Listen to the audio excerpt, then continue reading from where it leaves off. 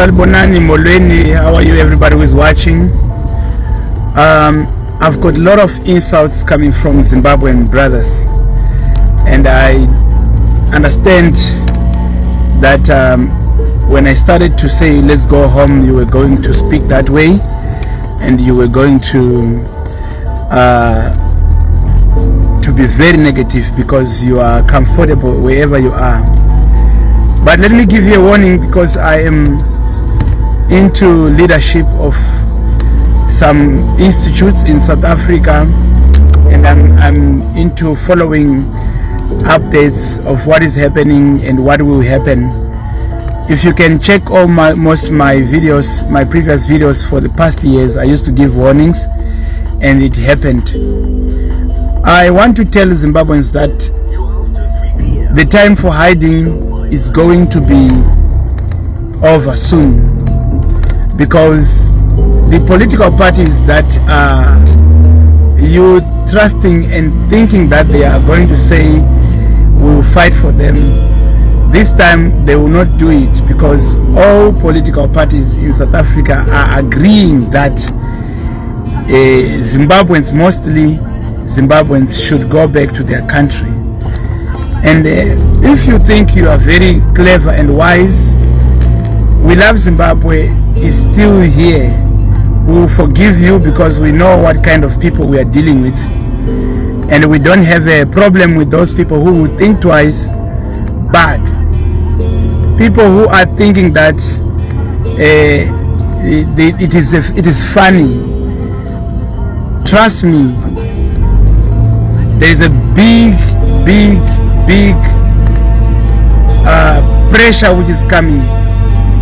They will use force door by door in the streets. No one is going to be safe. And I know most of us here, we've got more than 3 to 5 children.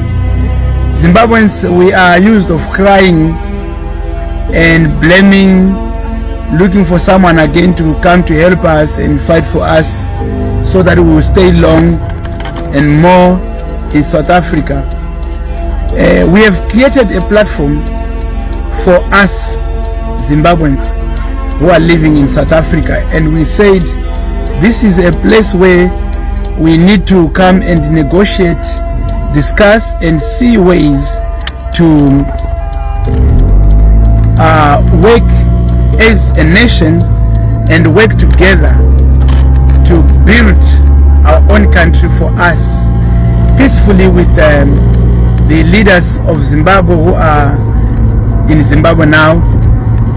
I urge you, my brothers and sisters, with love, that do not try to be wise, and do not try to speak on social media, maybe to your father or to your mother or to your girlfriend, to your husband, and you will say they will do nothing to us, because things is changing. The new generation in South Africa is not like the old generation. I am a leader of an organization called Crossroads Africa. I've been working with South Africans for some time now, and I've heard the pain and the grievances that they say towards the issues of foreigners in South Africa. And some cases in my community, if I was not part and parcel of the leadership, I'm telling you, a lot should have happened, although Zimbabweans don't appreciate. They think for us to stay in South Africa or for us to be safe in some other communities, it is because of them, or it's because South Africans are just not watching. South Africans don't want to kill us. They don't want to chase us. They want us to organize, prepare ourselves, and see ways to build our own nations. Let's not get them wrong, and let us not think that by being given this privilege of staying in South Africa for all these years, they are stupid and they are ignorant and they are not educated and they are dull and dumb. I think we are lacking to understand that when people give you a place to stay, warm, food or whatever they give you, they are trying to be human beings. They are trying to meet you halfway until they get to a point where they get tired when they see that we as the people that they are trying to assist are actually taking advantage of their kindness. You know, I see Zimbabweans, mostly Shona people. I'm very worried about them because I am a Shona, and I'm very worried about mostly Shonas because